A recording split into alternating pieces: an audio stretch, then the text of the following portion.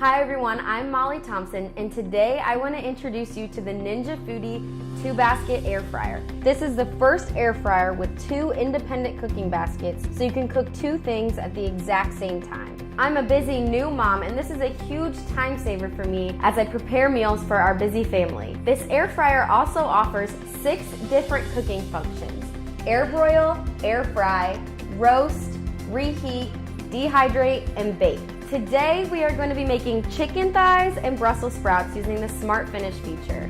This feature allows you to cook 2 different things at 2 different times, and they finish at the same time.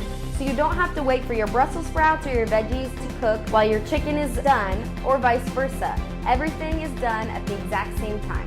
I've got my chicken ready to go. It's marinated in honey, Dijon mustard, salt, pepper, and a little bit of olive oil. And here I have some Brussels sprouts tossed in olive oil and salt and pepper. To begin, we're going to place the marinated chicken in the Zone 1 basket, then place the Brussels sprouts in the Zone 2 basket. Turn the air fryer on, and with Zone 1 selected, choose the roast function for the chicken, then set the temperature to 390 degrees Fahrenheit and the time to 27 minutes. Next, select Zone 2 and choose the air fry function for the Brussels sprouts. Set the temp to 400 degrees and then set the time to 20 minutes and choose the Smart Finish function. Once you hit start, the Ninja Foodie 2-basket air fryer is going to intelligently manage your cook times, so it delays the start of the shorter cook time so they both finish together. The unit will beep and activate the other zone when both zones have the same amount of cook time left. For the best results, we recommend shaking or tossing your food often.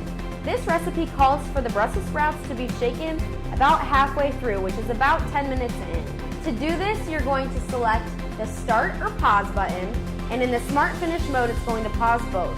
Remove Zone 2 and give it a really good shake.